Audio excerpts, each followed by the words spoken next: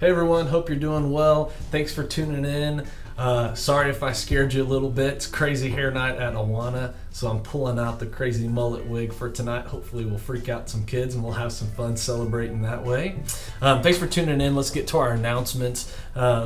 First announcement is about supplies. So a little of us, I've talked to some people about being confused on the supplies that we have for you guys. In every room, there's a box of crayons, markers, and pencils in your drawer that should stay in your drawer permanently. So if you need extra, feel free to go to the workroom, but they should be there supplied for you. 9:15 you have them there. 10:45 if you would please put them back in the drawer so that they stay there, they live there. That would be super helpful. Also, if you need any supplies, if you need more dry erase markers, if you need more crayons or pencils or whatever, let me know. Let me buy that for you. I have a budget for supplies. That's why he tithe. You don't need to buy things for your class. Let me do that for you. So just make a mention to me, and I can mark that down on my notes. All right. That's our announcements. Let's move on to our 2-minute training for today. Our 2-minute training for today is all about how to lead kids in prayer. Okay, one of your fundamental jobs as a small group leader is to help kids connect to God, and one of the most intimate ways that we can help our kids connect to God is through prayer. So I've got 5 ways to help our kids connect to God through prayer. And the first thing doesn't have to do anything with kids, but it would be to consider your own prayer life. And I'm not preaching to you, I'm definitely speaking to myself in this. But when we want to lead kids in prayer, we need to think through, okay, how is my own prayer life? Is there a way that I can grow? Am I doing these things? Am I being intimate with God? Is it more than just praying during meals and those types of things? Consider your prayer life. I know it's not perfect, but maybe we can do some things to change that so that it can become a little bit more intimate.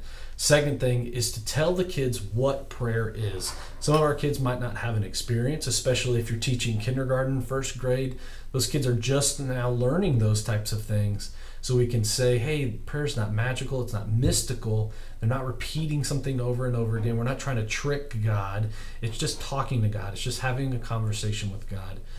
The next thing that we can do is model it. So after you tell them, model it. Show them what prayer is. Let them hear your prayers. What are you thankful for? What are you praising the Lord for? What are you asking the Lord for? And then maybe sometimes, if it's appropriate, how have you messed up? How are you asking for God? How are you asking for God's forgiveness in that? Okay.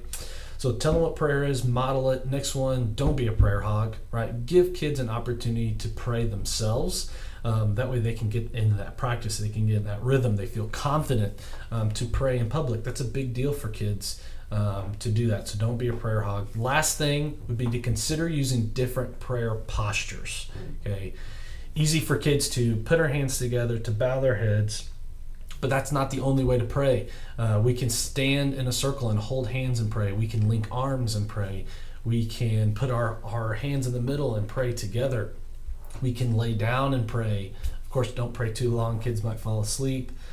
We can pray with our eyes open. We can pray with our eyes closed. We can do all different kinds of ways.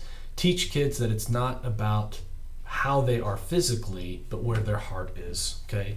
So again, how to lead kids in prayer. Consider your own prayer life. Tell them what prayer is. Model it. Don't be a prayer hog. And consider using different prayer postures. Hopefully you can use these things and that will help you helping lead kids in prayer. Let's move on to our riddle, or our trivia question today, more like it. Last week had some jumbled letters for you guys. The answer to that was banana. So Anne-Marie was our third person, so thanks Anne-Marie for answering that. We'll get you your gift card this Sunday. Our trivia question this week is all about the Protestant Reformation as we celebrate the 500th year of the Protestant Reformation on Halloween. So the question today is, what German town did Martin Luther post his 95 Theses to begin the Protestant Reformation? What German town did Martin Luther post his 95 Theses to begin the Protestant Reformation? I will take let's just do the second person this week. The second person to answer that question will get that gift card today. And it should be a good question. I hope y'all can get it. Thanks for tuning in today, guys. I love y'all. I enjoy Sunday so much, serving with you guys, seeing you guys teach our kids. It's a great thing.